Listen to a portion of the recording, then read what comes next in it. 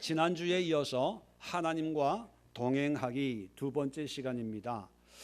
우리가 원래 처음에는 예배에 관해서 말씀을 함께 나누었죠. 예배 없이 예배하기. 예배 없이라는 것은요, 우리가 익히 알고 있는 습관적이고 반복적인 그런 예배는 없어져야 되고, 그리고 바람직한 예배의 모습으로 하나님을 예배해야 된다, 그렇게 말씀을 드렸습니다. 그러면서 참된 예배란 무엇이냐, 구약과 신약을 우리가 살펴보면서, 그리고 예수님께서 말씀하신 영과 진리의 예배가 무엇인가 살펴보면서, 하나님이 받으시기를 원하는 예배는 우리의 삶으로 드리는 예배다. 그래서 아브라함도 그랬고, 아브라함 전에 에녹도 하나님과 동행하는 삶을 살았고, 그리고 노아도 하나님과 동행했고, 아브라함도 가는 곳곳마다 단을 쌓고 여호와의 이름을 불렀더라. 그리고 요셉도 애굽의 종으로 팔려가고 감옥에 가고 총리가 되었지만, 그래서 요셉의 삶에는 제사 드렸다, 제물을 드렸다, 번제를 드렸다는 기록은 없지만 그는 삶으로 예배드리는 그런 하나님과 동행하는 삶을 살았다, 그렇게 말씀을 드렸습니다. 그 하나님과 동행하는 삶이 곧 삶의 예배요, 하나님이 받으시는 예배의 모습이라고 우리가 정리를 했었습니다. 자, 그렇다면 하나님과 동행하는 삶의 구체적인 모습이 무엇일까를 우리 미가서 6장 6절로 8절의 말씀을 우리 지난주부터 살펴보고 있는데, 자, 미가 선지자를 통해서 하나님께서 이 당시의 신앙의 모습을 고발하고 있습니다. 그건 뭐냐면 6절 7절에 사람들의 관심은 하나님 앞에 어떻게 경배할까, 참 아름다운 고민을 하고 있어요. 어떻게 예배를 할까? 그러면서 고민하는 게 뭐냐면 번제물로 1년 된 송아지를 가지고 드릴까? 그리고 7절에 천천의 수양으로 예배 드릴까? 만만의 강물 같은 기름을 하나님이 기뻐하실까? 그러면 정말로 많은 물질과 정성으로 제물을 가지고 드려야지, 그렇게 고민하는 사람도 있고, 또 어떤 사람은 내 허물을 위해 내 맏아들을 드릴까? 첫 것은 다 하나님의 거니까 하나님의 것이라고 하는 것을 다 드리면 하나님이 기뻐하실까? 고민을 하는 거예요. 또 어떤 사람들은 내 영혼의 죄로 말미암아 내 몸의 열매를 드릴까? 고민을 하는 거예요. 자, 이런 고민을 보면 은혜가 됩니까, 안 됩니까? 감히 대답을 못 하겠죠. 우리가 보면, 어떻게 보면 믿음 좋다고 하는 사람들의 고민이 바로 이런 고민일 수 있어요. 11조를 제일 많이 드리고 싶고, 감사한금을 제일 많이 하고 싶고, 헌신을 제일 많이 하고 싶고, 또 이렇게 하는 사람을 보면요, 아무 회장님, 아무 사장님, 사랑의 교회 출석하신 집사님인데 1년 연봉이, 뉴스에 보니까 그 변호사 신고한 연봉이 90몇 억이더라고요. 이런 복을 여러분도 누릴 수 있기를 주의 이름으로 축원합니다. 제일 먼저 빨리. 그런데 여러분, 성경을 보면 사람들은 그 고민을 하면서 내가 믿음이 좋고 하나님을 잘 섬기려고 하고 하나님 앞에 기쁨이 되려고 한다고 하는데, 그 생각이 다 하나님의 생각과 다르다는 거예요. 8절에 보니까 사람아, 이 사람아 부르는 것은요, 애처롭게 부르는 거예요. 안타깝게 부르는 거예요. 사람아, 주께서 선한 것이 무엇임을 내게 보이셨나니? 몰라서 못하는 게 아니고, 하나님이 얘기 안 해서 사람들이 이 고민과 걱정을 하는 게 아니고, 이미 하나님이 선한 것이 무엇이라는 것을 성경에 이미 말씀을 하셨다는 거예요.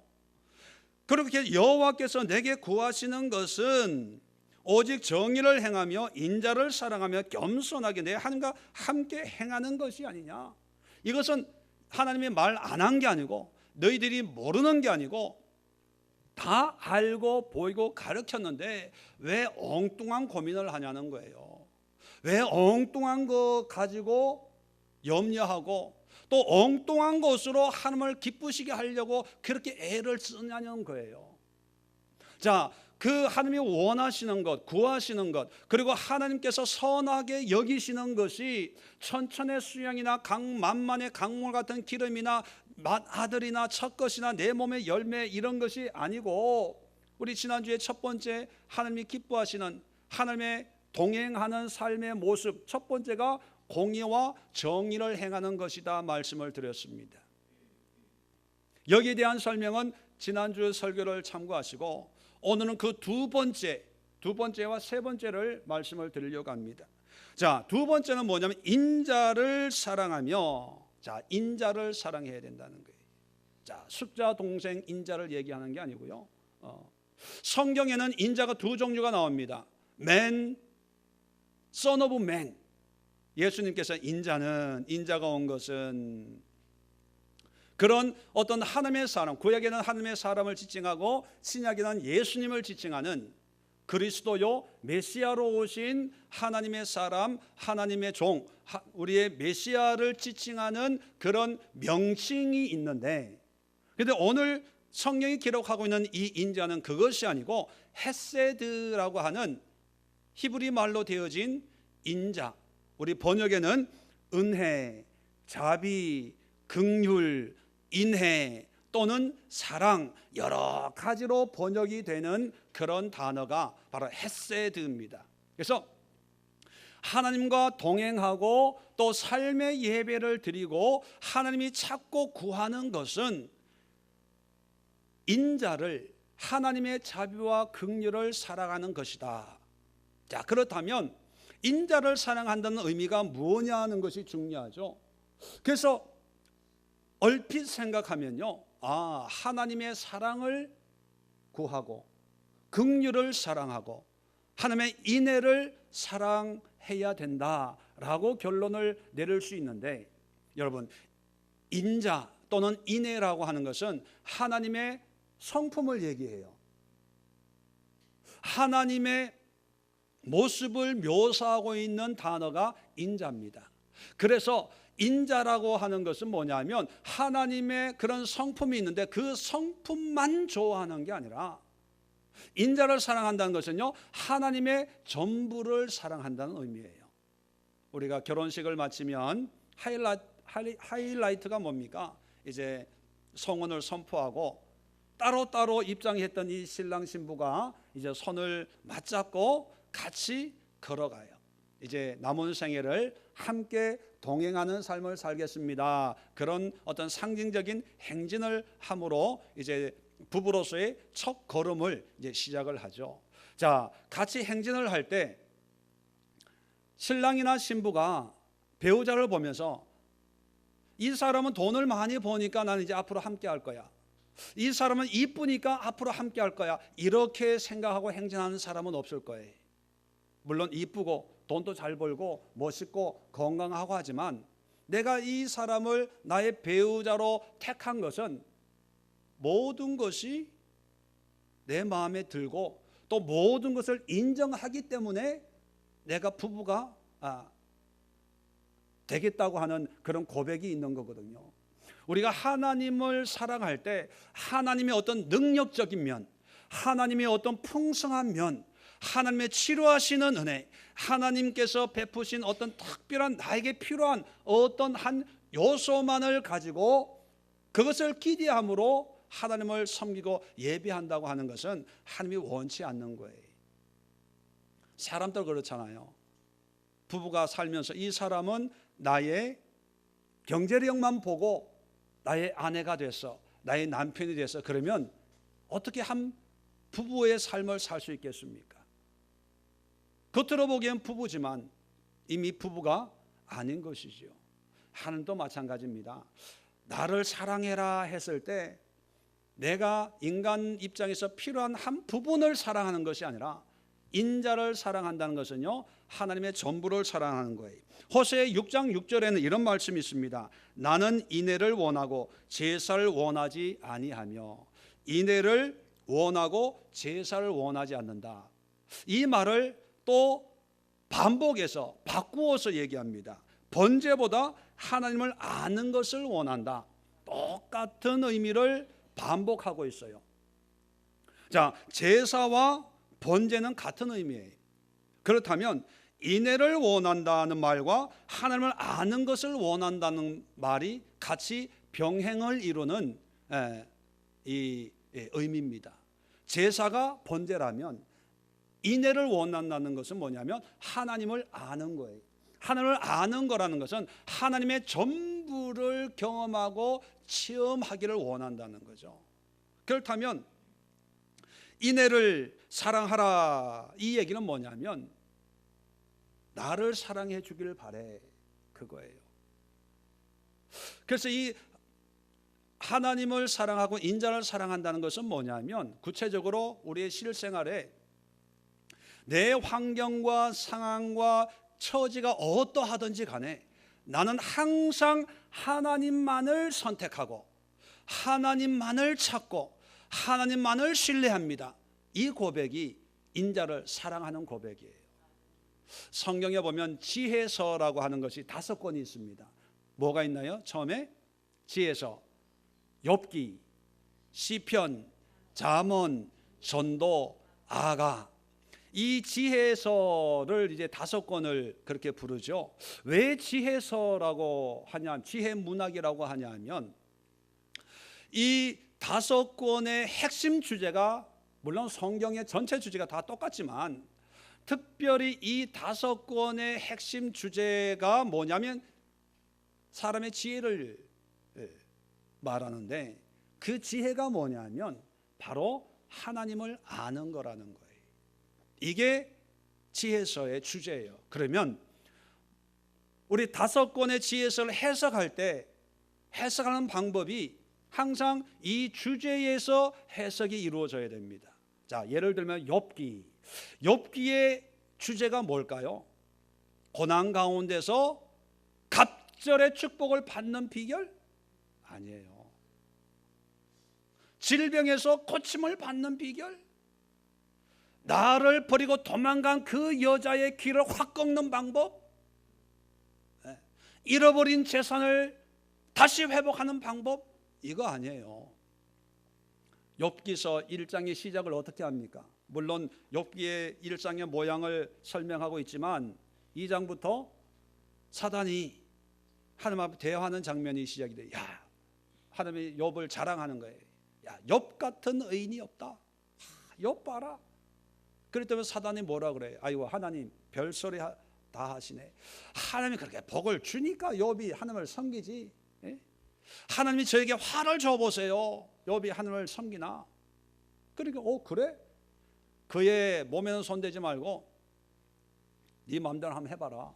그렇게 해서 욥의 고난이 시작이 되는 거예요. 그걸 통해서 욥은 자기 생일을 저주하고 자기 부모를 저주하고 자기 형편과 이 몰골을 저주하지만 근데 하나님의 의도는 뭡니까? 욥이 어떤 환경과 여건과 상황과 자식이 다 죽고 아내가 도망을 가고 재산이 다 날아가고 몸에 질병이 있어도 그럼에도 불구하고 욥은 나를 사랑하고 나를 믿고 신뢰할 거야. 이거를 시험하는 거예요. 근데 인간의 입장에 그걸 모르니까 저주하고 원망하고 따지고 친구들이 와가지고 네가 죄가 있으니까 이런 고난을 당하지 별소를 다 하는 거예요. 나중에 하나님이 한 줄로 탁 결론을 내리니까 욥의 고백이 뭡니까? 지금까지 주님께 대해 귀로만 듣기만 하였었더니 이제는 눈으로 주를 보게 되었습니다. 이제 내가 회개합니다. 그 의미가 뭐냐면 환경 가지고 하나님을 은혜를 인도하심을 하나님의 축복을 자로 재는 게 아니라 내 상황과 관계없이 나는 하나님만을 신뢰합니다. 이 고백을 하나님이 기다리고 있었다는 거예요. 그걸 깨닫고 욥이 고백하는 거예요. 자, 시편도 보면요. 자, 1절부터 시작되는 게 뭐냐면 복 있는 사람은 여호와의 율법을 즐거워하여 주야로 묵상하는 자로다. 여호와의 율법을 묵상한다는 것은요, 하나님만 사랑하고 하나님만 의지한다는 거예요. 자, 2장에도 보면 2장에 이방 나라와 세상의 군왕들이 나를 대적합니다. 그렇게 어려운 환경을 고백하고 있어요. 자, 시편 한번 봅시다. 뭐 시간도 넉넉한데 빨리 맞추면 뭐 하겠어요? 2장 1절 빨리 맞추면 뭐 얘기만 더 하고 친교실 시끄럽기만 하고, 그죠? 자, 천천히 성경 말씀 한번 찾아봅시다. 자, 2장 1절 어찌하여 이방 나라들이 분노하며 민족들이 헛된 일을 꾸미는가? 세상에 군왕들이 났으며 관원들이 서로 꾀하여 여호와의 기름 부음 받은 자를 대적하며 우리가 그것들의 맨 것을 끊고 그의 결박을 벗어버리자 하는도다.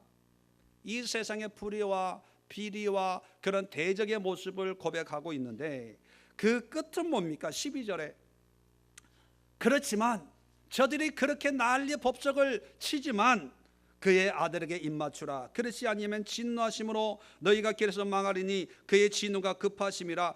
여호와께 피하는 모든 사람은 다 복이 있도다. 세상의 환경과 형편은 난리를 치고 대적하고 핍박하지만 여호와께 피하라는 거예요. 그 아들에게 예수 그리스도에게 입맞추라는 거예요. 이게 인자를 사랑하는 삶의 모습이에요. 자, 3장 또 볼까요? 여호와여 나의 대적이 어찌 그리 많은지요. 일어나 나를 치는 자가 많으니이다. 삶이 한마디로 힘들어요. 어려워요. 방해꾼이 많고요. 걸리는 게 많고요. 위기 상황입니다. 그런데 끝을 보세요. 8절 보세요.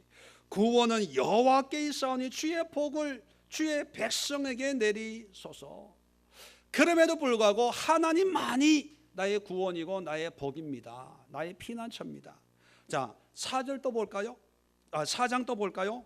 내 의의 하나님이여 내가 부를 때에 응답하소서. 곤란 중에 나를 너그럽게 하셨사오니 내게 은혜를 베푸사 나의 기도를 들으소서. 자, 한마디로 뭐 하면 지금 뭐 당하고 있어요? 곤란 중에, 환난 중에 있어요. 자, 그런데 뭐 과정이 어땠든 간에 8절 한번 보세요. 내가 평안히 눕고 자기도 하리니 나를 안전히 살게 하시는 이는 오직 여호와 신이다.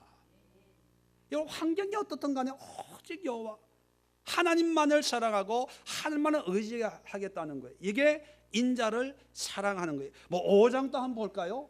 보나 마나요? 뭘 보세요? 보나 마나요?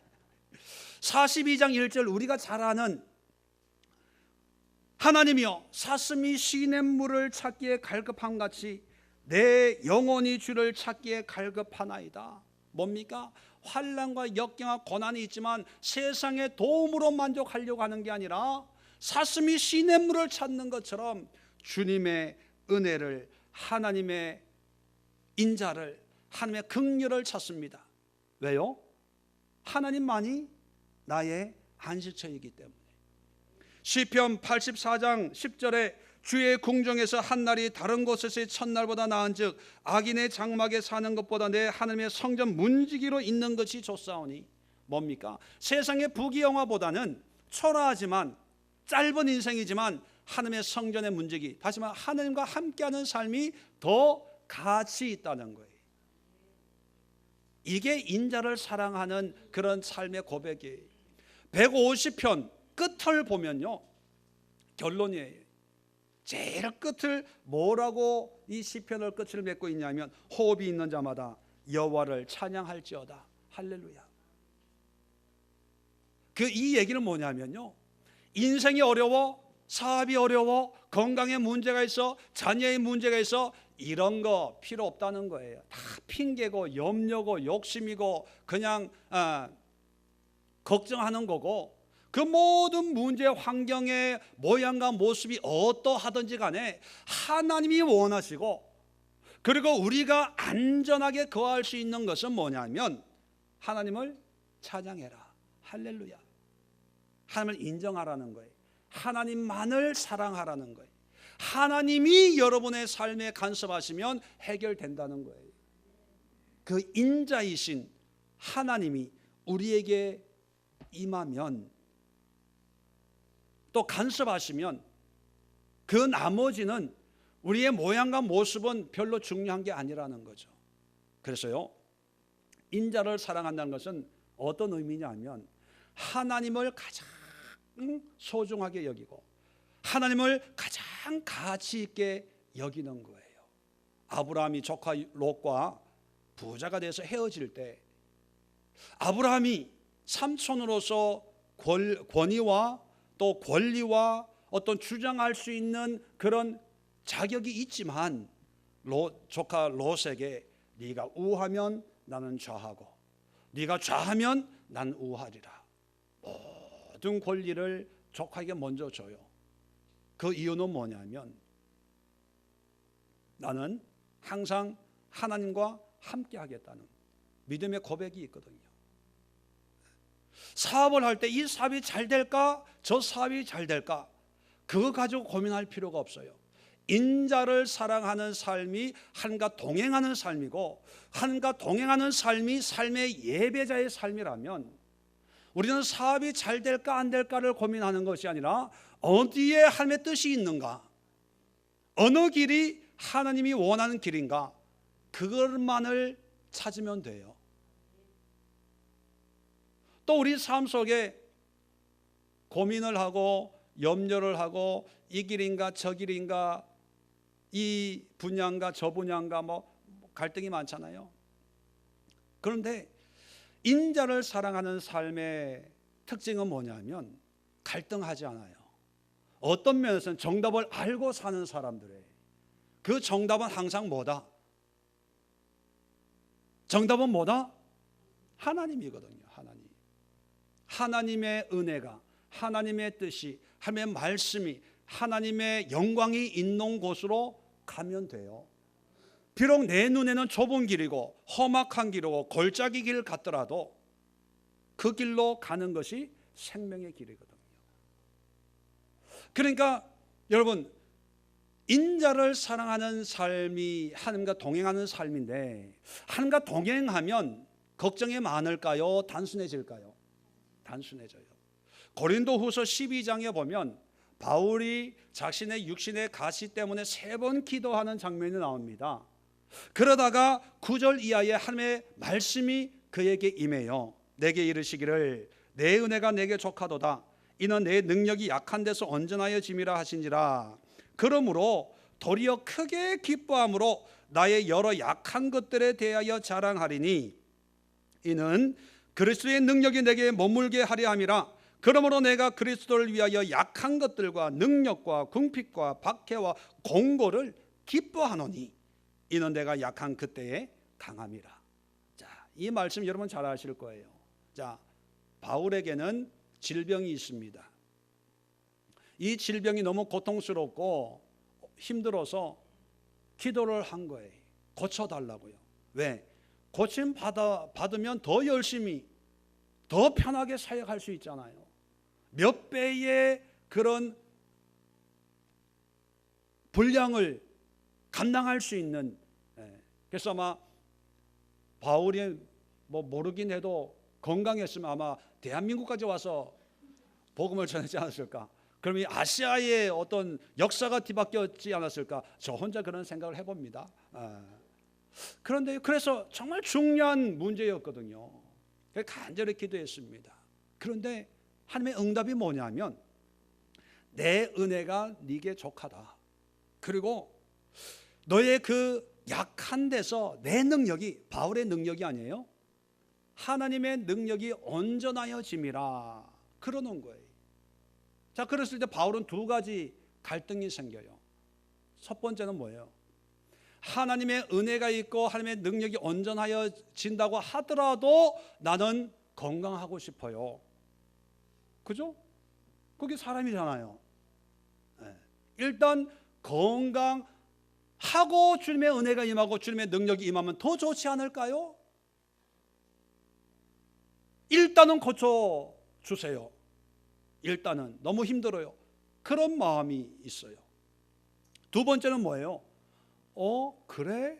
그러면 내가 질병 가운데 고통을 당하더라도 하나님의 은혜와 하나님의 능력이 머문다면 평생 이 질병을 가지고 가야 되는 거 아닐까? 그런 생각을 하게 되죠. 자, 이런 두 가지 선택에서 바울은 전자를 택합니까? 후자를 택합니까? 후자를 택해요. 왜요? 질병이 좋아서요? 뭐 때문에 후자를 택합니까? 하나님의 은혜와 하나님의 능력이 더 소중하다는 걸 깨닫는 거예요. 이게 인자를 사랑하는 삶이에요. 우리는 인자를 사랑한다는 것을 어떻게 적용을 하냐면, 하나님은 사랑이 많으시니까 내가 기도하면 나를 불쌍히 여기시고 자비를 베풀으셔서 나를 고쳐주시고 해결해 주시고 축복해 주시는 그런 하나님. 그러면 그 축복 가지고 더 열심히 주의 일을 하는 그런 삶으로 인도하시는 하나님. 그래서 하나님의 인자를 어떻게 적용하냐면, 내가 필요한 것을 구하면 응답하시는 하나님으로. 왜 응답 안 합니까? 왜 안 주십니까? 왜 나를 이렇게 힘들게 합니까? 그런데요, 그건 인자를 사랑하는 게 아니고 내 욕심을 관철시키는 거예요. 나의 원함을 관철시키는 거예요. 인자를 사랑한다는 것은요, 하나님의 것에 모든 가치를 둔다는 의미거든요. 하나님의 은혜가 있다면, 하나님의 능력이 온전하여진다면, 그 다음에 바울은 고백합니다. 약한 것들, 능욕, 궁핍, 박해, 공고를 나는 오히려 기뻐하겠다는 거예요. 왜? 이런 것보다 하나님의 은혜와 능력이 훨씬 가치 있다고 확신하기 때문에. 이게 인자를 사랑하는 삶이에요. 그래서 여러분, 하나님의 인자 가운데 하나님과 동행하는 삶은 완벽한 삶을 갖추고 주님과 동행하는 게 아니에요. 하나님께서 쓰신 사람들 보면요, 다 부족한 사람, 다 약점이 있는 사람, 다 완전하지 않는 사람이에요. 그런데 그런 사람들을 하나님이 왜 쓰냐면, 그런 사람들이 부족하고 연약함에도 불구하고 하나님의 전부를 사랑하기 때문에 하나님이 쓰시는 거예요. 나는 가난해도 그럼에도 불구하고 이 가난 때문에 하나님이 나를 낮추시고 겸손하게 하고 나를 믿음으로 인도하셨기 때문에 부자 되는 것보다 하나님을 믿는 그 믿음이 더 귀하기 때문에 나는 가난해질 수 있어. 이게 고백이에요. 이게 인자를 사랑하는 거예요. 제가 종종 그런 얘기를 하죠. 우리 교회는 부흥돼서는 안 된다고. 그건 뭐냐면, 부흥보다 본질이 중요하다는 어떤 내 스스로의 고백인 거예요. 가난이 좋고 상가 이렇게 힘들게 이렇게 매달 이렇게 결산할 때 두근두근 하는 게 이게 좋고 편해서가 아니에요. 그것도 힘들지만 또 재정이 채워지고 숫자가 채워지고 교회가 부흥되는 것도 좋지만, 그것보다도 더 나에게 중요한 게 뭐냐면 내가 오직 진리 가운데 바로 서는 것. 왜? 말씀드리지만 늘 드리지만 저도 제 자신을 신뢰할 수 없거든요.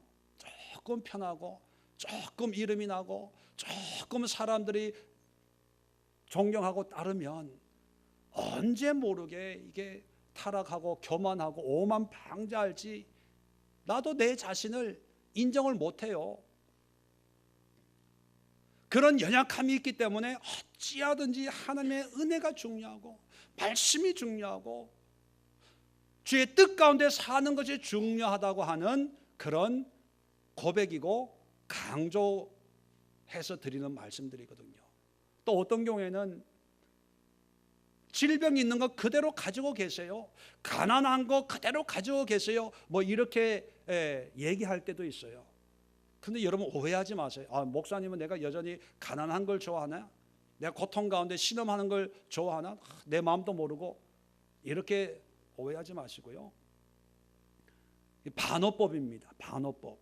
그만큼 그런 환경과 형편보다 하나님을 더 사랑하고 하나님의 은혜를 더 소망하고 하나님이 우리에게 약속하신 언약의 말씀을 붙잡으면 그게 더 훨씬, 내가 지금 건강을 회복해서 열심히 직장 다니고 뭐 돈 벌고 하는 것보다 그게 더 가치 있다는 것을 강조하기 위해서 그런 의미의 말을 하기도 하거든요. 인자를 사랑한다는 것은요, 하나님만으로 만족하는 삶입니다. 하나님이 계심으로 이제 나는 감사하고 기쁘고 즐겁다는 그런 고백의 삶이 인자를 사랑하는 삶인 것입니다. 그래서요, 인자를 사랑하는 사람은 그렇게 고민하지 않아요. 걱정하지 않습니다. 모든 인생의 선택의 조건은 정해져 있거든요. 내가 보기에 좋은 길이 아니라 하나님의 뜻이 있고 하나님의 은혜가 있고 하나님께 영광이 있고 하나님께 예배가 있고 하나님 앞에 기도가 있고 하나님의 말씀이 있는 그곳, 그 길, 그 삶이 하나님과 동행하는 삶이에요. 자, 세 번째, 오늘 지난 주제에 이어서 세 번째는, 자, 계속해서 겸손하게 하나님과 동행하는 삶이다. 그런 말씀이 오늘 기록되어 있죠. 8절 끝에 겸손하게 내 하나님과 함께하는 것이 아니냐. 자, 이 겸손하게 한가 동행하는 것, 이 겸손이라는 단어를 찾아보니까 사전적인 의미는 남을 존중히 여기고 자신을 내세우지 않는 태도, 이렇게 설명을 해놨더라고요. 그래서 굉장히 윤리적이고 도덕적인 의미로 이렇게 해석을 해놨습니다. 그래서 참 우리 집사님은 참 겸손하신 분입니다라고 하면 우리는 어떤 이미지를 가지고 있습니까? 유순하고 배려심 깊고 또 양보도 잘하고 늘 이렇게 자기를 낮출 줄 아는 그런 어떤 이미지를 가지고 있지요. 그런데 여러분, 제가 종종 언어의 함정이라는 표현을 많이 쓰는데, 이 언어 때문에 우리가 오해하고 착각할 때가 많습니다. 어떤 외국 사람이, 충청도에 사는 외국 사람이 이발을 하러 이발소를 갔대요. 이발소 문을 열자마자 이발 주인이 What's you? 그러는 거예요. 그래서 이 외국 사람이 깜짝 놀라서 What's you? 뭘 보고 있냐? What's you? 그러니까 What? See you? 그러니까 이분은 영어를 잘하는 분이구나. 이게 마음이 놓여진 거예요. 왜 한국말 모르는데? 그래서 What's you? 뭘 보고 있냐? 그러니까 이발소니까 유리가 많잖아요. 밀어! 그랬더니만 이발사가 머리를 다 밀어버렸대. 언어의 함정이에요. 자, 겸손하면 외국어를 우리가 성경에서 이게 번역을 몇 번을 걸쳐서 헬라어로, 영어로 또는 중국어로, 한국말로 번역이 되면서 이제 점점 그 언어가 가지고 있는 의미는 사라지고 문자적인 번역만 되는 경우가 참 많죠. 근데 이 언어라고 하는 것은 그 나라의 오랫동안 어떤 공감되어지는 어떤 감정의 공유가 항상 숨어져 있는 거거든요. 우리 한민족, 이건 어떻게 영어로 번역할 수가 없는 거예요. Fear, anger, 뭐 이런 거는 이 한을 표현할 수가 없는 거예요. 그리고 우리 한민족은 흰색을 좋아해. 이 흰색을 좋아하는 이 의미를 설명을 하려면 논문을 몇 편을 써도 이게 다 표현할 수 없는 그런 의미적인 게 중요하거든요. 그런데 이 고대 유대 민족들이 사용하는 이 단어가 21세기를 살고 있는 우리에게 전달될 때 단어는 번역은 되는데 의미까지 번역되지 못하는 게 많아요. 그래서 우리는 단지 우리가 읽고 듣는 그 단어를 21세기 우리 문화 속에, 우리의 컨텍스트 속에서 이해하다 보니까 원문하고 전혀 상관없는 그런 의미로 해석되는 경우가 있습니다. 그래서 제가 이것을 언어의 함정이다 이렇게 표현을 합니다. 그 중에 하나가 바로 이 겸손이라는 뜻이에요. 우리는 겸손하면 굉장히 윤리적인, 내가 양보하고 배려하고 나는 나중에 뭐 굉장히 도덕적인 의미의 겸손으로 이해를 합니다. 그런데 이 히브리적인 원어적인 겸손의 의미는 오늘 본문에 겸손하게 할 때 이 겸손, 히브리 말로는 짜나라는 단어예요. 짜나. 근데 이 짜나의 원형이 뭐냐면 카나예요.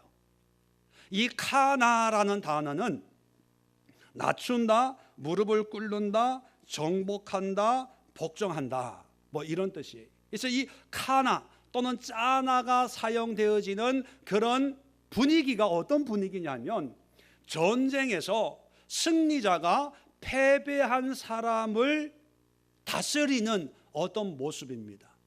그래서 문맥에 따라서 이 짜나를 복종한다, 낮춘다, 다스린다 또는 항복한다 이런 의미로 사용되고 있어요.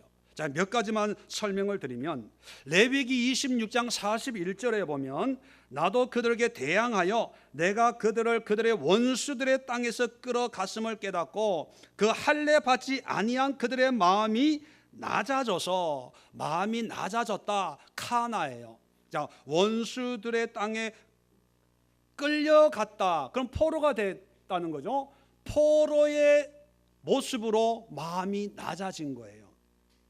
신명기 9장 3절에 오늘 너는 알라 내 하나님 여호와께서 맹렬한 불과 같이 내 앞에 나아가신즉 여호와께서 그들을 멸하사 내 앞에 엎드러지게 하시리니 그들을 멸하사 엎드러지게 한다는 거예요.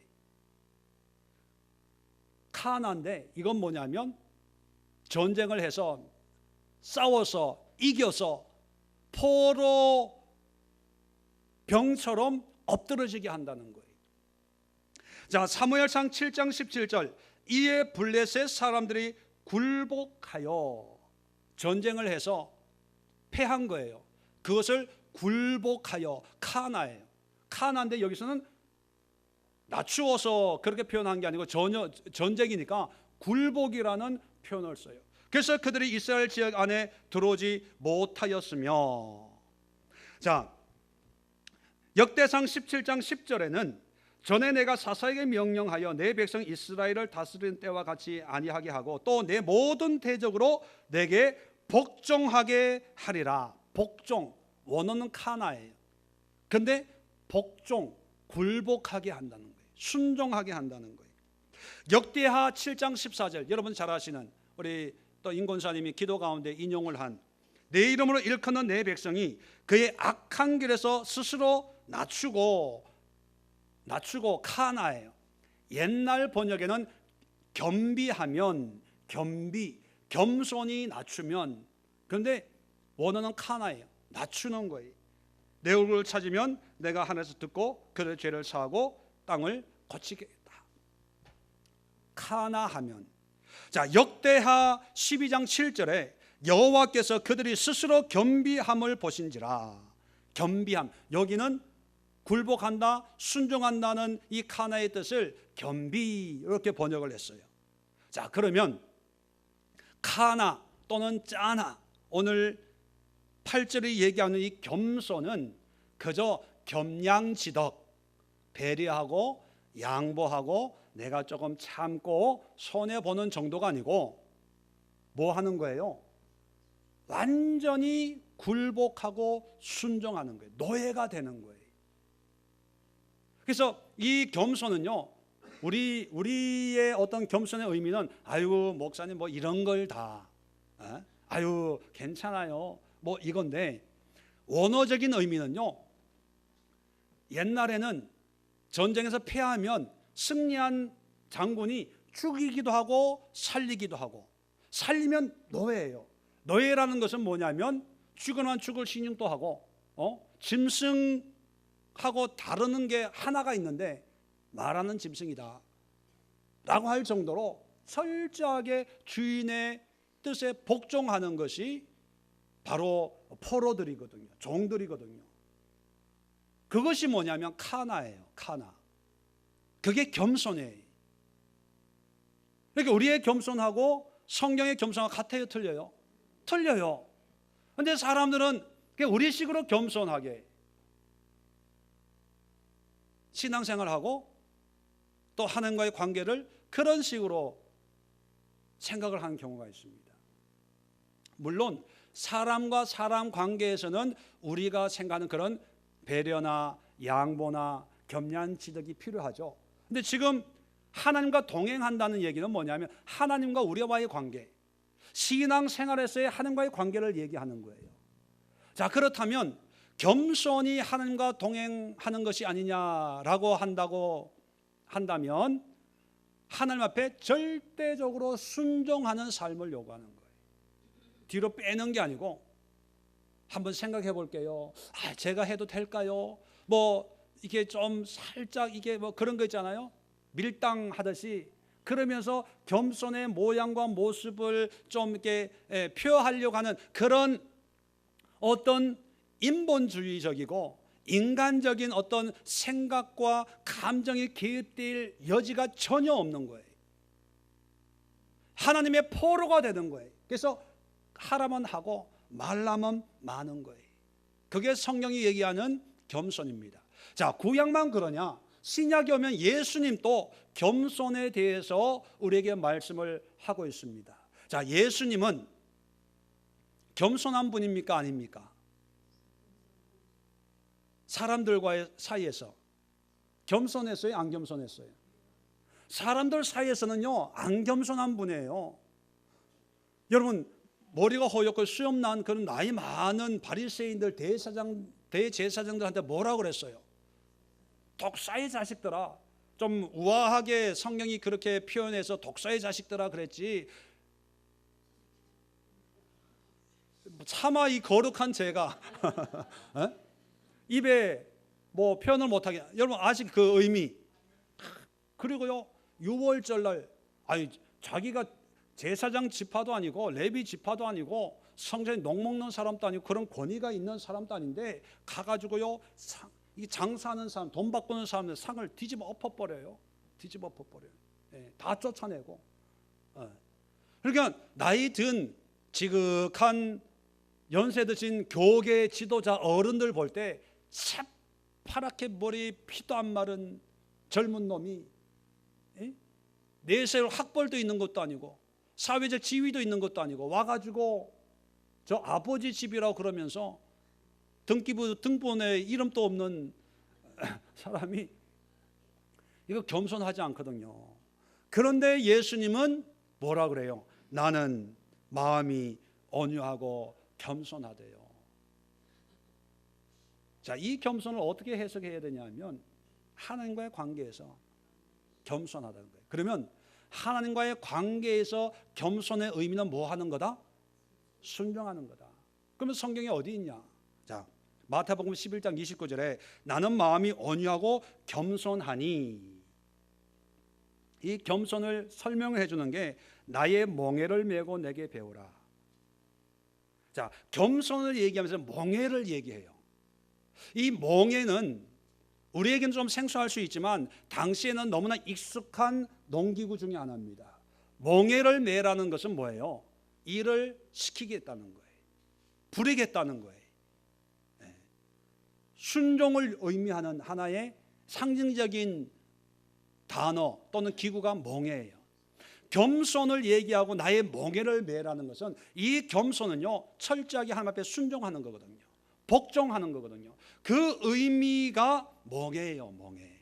나의 멍에를. 그러니까 이 겸손의 의미를 모르면 왜 멍에를 매라고 하는지 이 의미를 엉뚱하게 해석을 해요. 엉뚱하게. 멍에는 철저하게 순종과 복종의 겸손의 삶을 얘기하는 거예요. 그런데 우리는 멍에를 뭐로 해석하냐 하면 남편이 믿음이 없으면 남편이 멍에야 그냥. 멍에를 메고 나를 배우면 마음의 쉼을 얻으리니. 이 남편, 믿지 않는 남편 멍에 메고 교회 나오니까 쉼을 얻어요? 얻어요? 집에 가면 전쟁하는 거예요. 전쟁하는 거예요. 그 멍해가 아니에요. 순종하고 복종하는 거예요. 자, 예수님께서 예루살렘에 입성하실 때도 시온의 딸들에게 마태복음 21장 5절에 시온의 딸에게 이르기를 내 왕이 내게 임하나니 그는 겸손하여, 또 겸손, 예수님을 의미하는 거죠. 겸손하여, 그러면서 나귀 곧 멍에 매는 짐승의 새끼를 탓도다 하라 하였느니라. 여기다 겸손이 나오면 나귀가 나와요. 이 나귀는 뭐냐면 우리 문화에는 소죠. 소, 멍에를 메고 밭을 갈고 일을 하는 이 순종의 대명사, 부릴 수 있는 대명사가 우리는 소인데 유대 문화에서는 그게 나귀거든요. 그러면 겸손하여, 이 겸손은 나귀와 같은 그런 모습이라는 거예요. 곧 순종, 복종의 의미가 있습니다. 마태복음 20장 27절에 보면 너희 중에 누구든지 으뜸이 되고자 하는 자는 너희의 종이 되어라. 이 종의 의미가 겸손이에요. 겸손. 자, 예수님께서 겟세마네 동산에서 할 수만 있거든 이 잔이 내게서 지나가기를 구합니다. 그러나 내 뜻대로 마옵시고 아버지의 뜻대로 되어지기를 원합니다. 그런 기도를 우리가 잘 알고 있죠.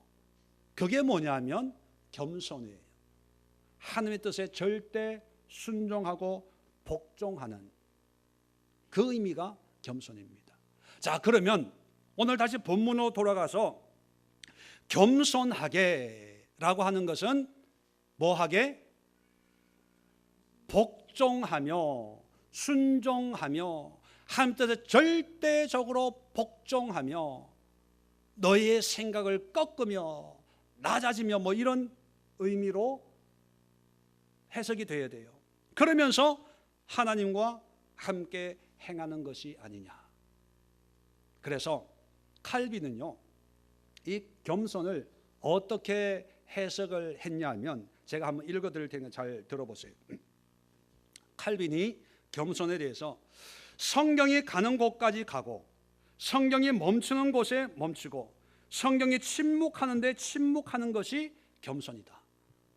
다시 말씀드리면 성경이 가는 곳까지 가고 성경이 멈추는 곳에 멈추고 성경이 침묵하는 데서 침묵하는 것이 겸손이다. 네, 성경을 가지고 얘기합니다. 왜냐하면 이 칼빈은 종교개혁의 어떤 사상을, 이게 신학을 완성한 사람이기 때문에 종교개혁의 정당성이 성경으로 돌아가자였거든요. 그래서 성경이 하나님의 말씀이기 때문에 성경을 얘기를 하는데 우리에게는 그 성경의 주체가 뭡니까? 하나님이죠.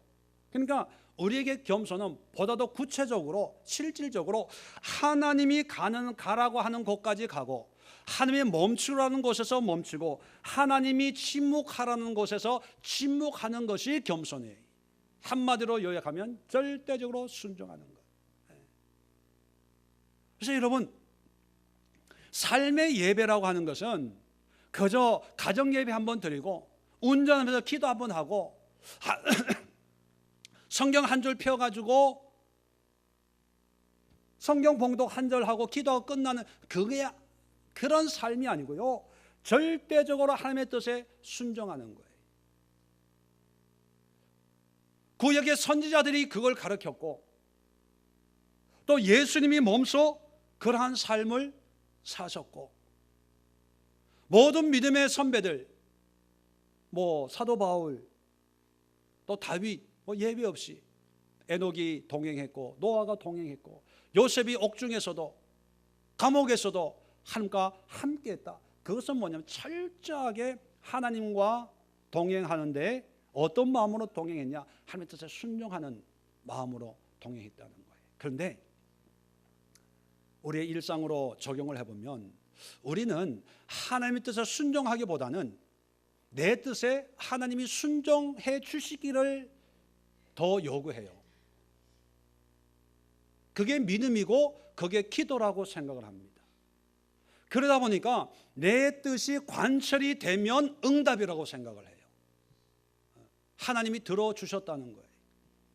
반대로 응답이 안 된 것은 하나님이 안 들어줬다고 생각하고 응답이 없다고 생각합니다. 근데 여러분, 성경은 그렇게 얘기하지 않아요. 우리의 삶을 전적으로 하나님 앞에 들여서 하나님의 뜻에 순종하는 것이 믿음이고, 그것이 의미가 있고, 그것이 복된 삶이라는 거예요. 자, 뭐 길게 생각하지 마시고, 오늘 여러분들이 살고 있는 삶의 환경이 있을 거예요. 그 환경이 좋든 싫든, 또 기대한 바대로 되든 기대하지 않은 그런, 처녀 때는 내가 이렇게 살리라고는 꿈에도 생각해 본 적이 없어, 그런 삶일지라도 상관이 없어요.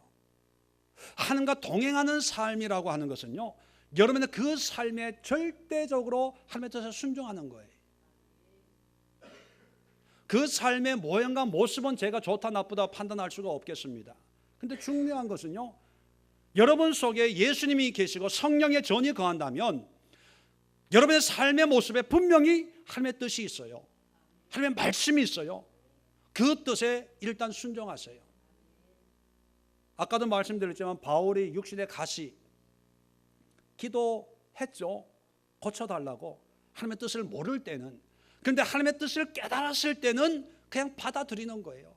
인정하는 거예요. 안 믿는 사람은 운명이고 팔자고 뭐 재수가 없고, 이 남자 만나서 저 여자 만나서 뭐 이 회사 가서 저런 사람 만나가지고 잘못된 만남, 뭐 여러 가지 핑계를 대지만요, 우리에게는 하나밖에 없어요. 하나님의 섭리. 자, 옆에 있는 분들과 한번 인사하세요. 그대가 내 옆에 앉은 것도 다 하나님의 섭리입니다. 시작. 네. 우리는 하나님의 섭리를 믿어야 돼요. 그리고 그 섭리 속에 있는 하나님의 뜻에 순종할 때, 그럴 때 하나님이 우리를 인도하시는 거예요. 여러분, 요한복음 11장에 보면 목자와 양의 비유를 예수님이 드세요. 그런데 예수님께서 내 양이라고 하는 양을 어떻게 말씀하냐면, 내 음성을 듣고 나를 따르는 자를 내 양이다. 반대로 유대인들은 내 음성을 듣지 않고 따르지 않으므로 너희는 내 양이 아니다, 그렇게 얘기하는 거예요. 자, 그러면 양이 목자를 따라 음성을 듣고 따르잖아요. 그러면 예수님은 선한 목자라 그랬어요. 선한 목자, 팔아먹는 목자가 아니고, 고기 만들어 먹는 목자가 아니고, 선한 목자라고 하는 것은 뭐냐면 이 양들에게 좋은 꼴을 먹이는 그런 목자라는 얘기거든요. 그러면 양 입장에서는요, 내가 무엇을 먹을까, 무엇을 마실까, 어디에서 잠을 잘까 걱정해요, 안 해요? 양은 걱정할 필요가 없어요. 그 걱정은 누구의 걱정이다? 목자의 걱정이다.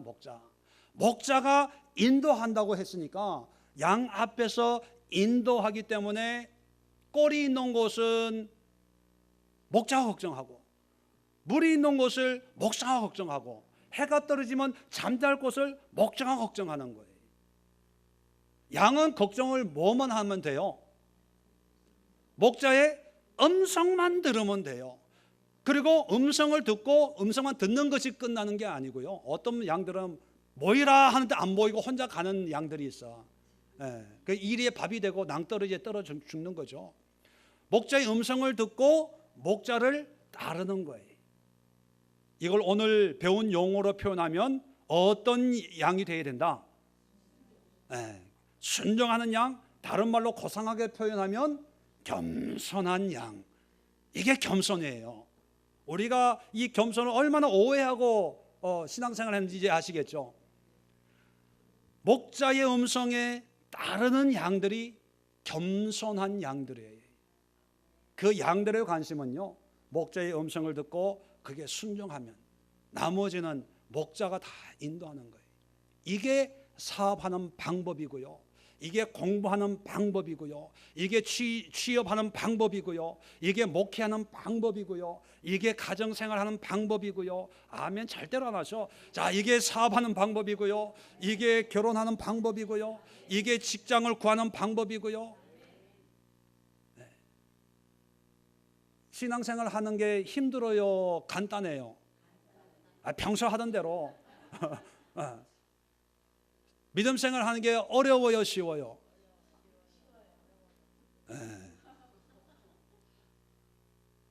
간단한 거예요. 심플한 거예요. 단지 좀 더 나가면 하나님의 목자의 음성을 듣고 이 목자는 나에게 뭘 원할까? 뭐를 기대할까? 또 따르면서 그냥 따르는 게 아니라 어떻게 하면 목자의 기쁨이 될까? 목자의 만족함이 될까? 그리고 따르면서 되도록이면 낙오되는 다른 겸손한 양들 중에도 뒤처지지 않도록 함께 힘들면은 같이 끌어주고 밀어주고, 이게 목자의 이게 양들의 모습이거든요. 이게 목자와 동행하는, 하나님과 동행하는 모습이에요. 이제 지난주하고 이제 결론을 맺겠습니다. 여러분, 예배, 천천의 수양이나 만만의 강물 같은 기름, 마다들을 드리고 내 몸에 열매를 드릴까? 언뜻 보면 되게 은혜로운 고민을 하세요. 믿음의 고민을 하는 거예요. 교회가 어려운데 사업을 잘해가지고 주여 인천 앞바다에 그 배가 들어오게 하옵소서.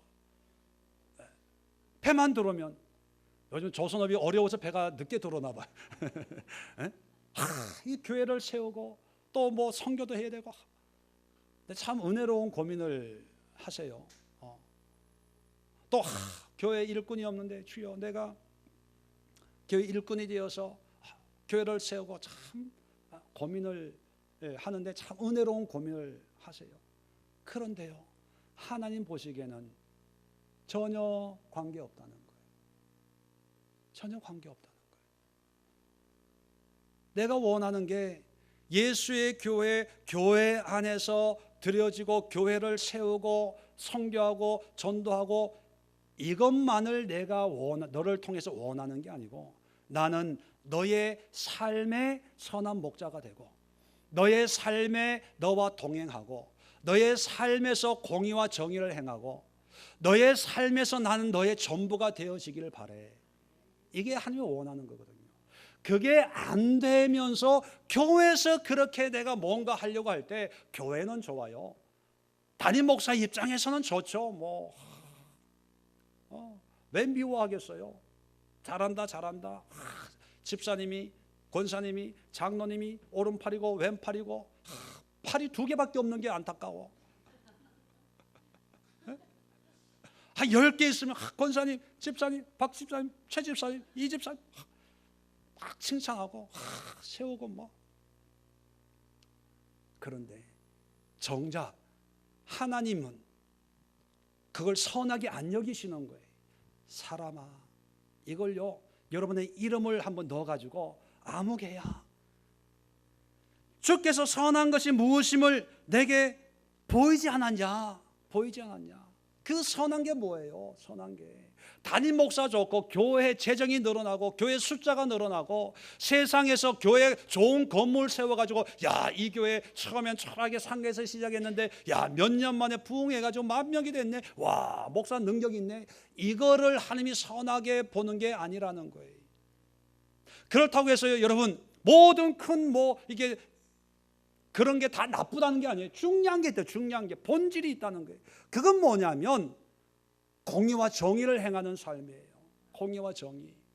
우리가 8주년 감사 예물을 일본 교회를 돕고, 그리고요, 우리 주일학교, 제가 말씀드렸나요? 우리 주일학교 아이들을 어렸을 때부터 공의와 정의를 훈련시키기 위해서 주일학교에서요, 그걸 지금 하고 있어요. 어려운 친구들, 도움이 필요한 사람들, 그런 아이들을요 돕는 훈련을 해요. 처음에는 자기 돈으로 하라면 아이들이 아직 어리니까 교회에서 줘요, 도우라고. 이 돈으로 어려운 사람 좋아. 왜? 훈련이니까.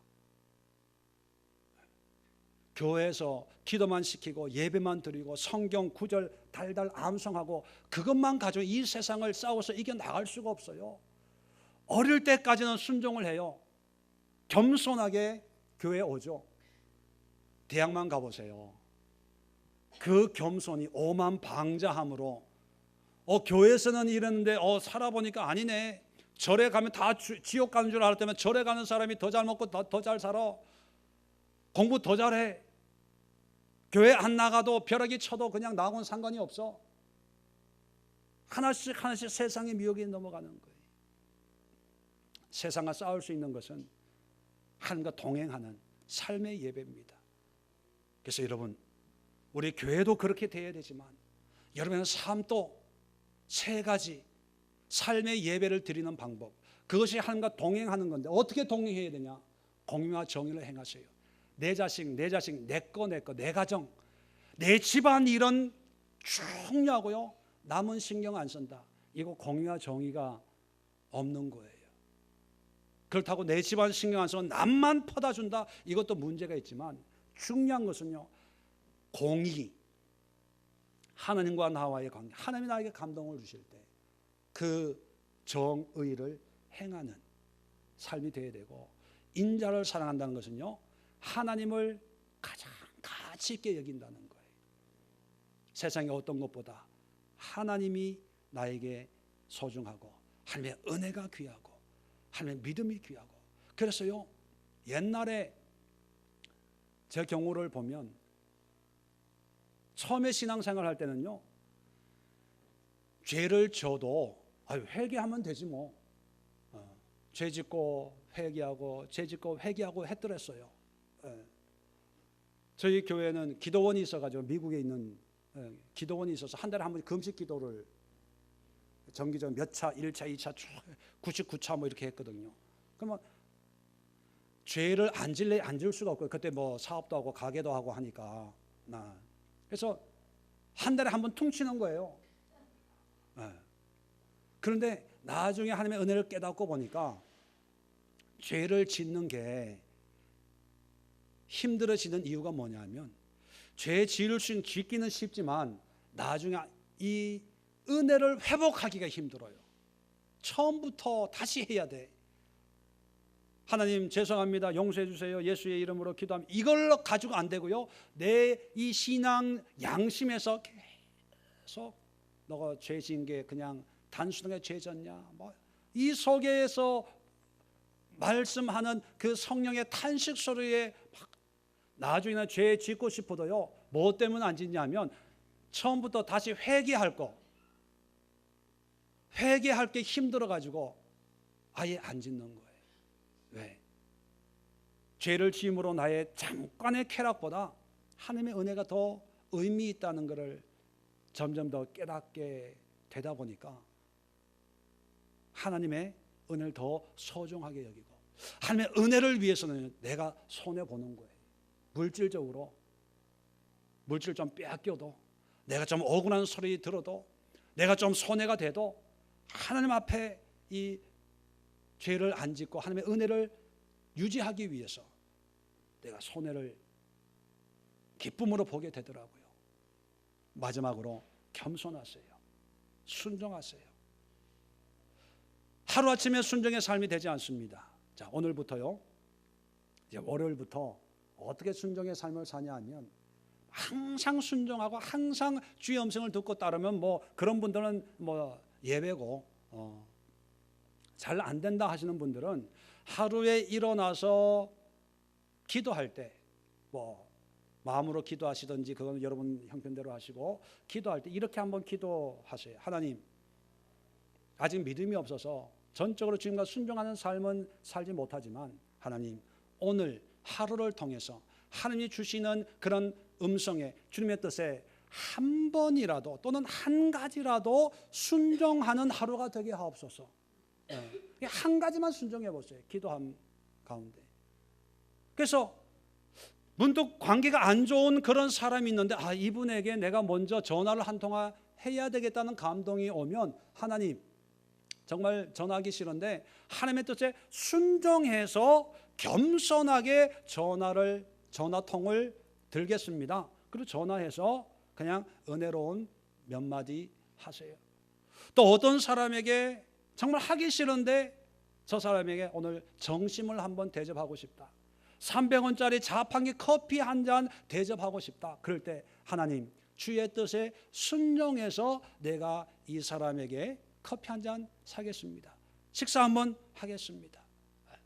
한번 그렇게 한번 해보세요.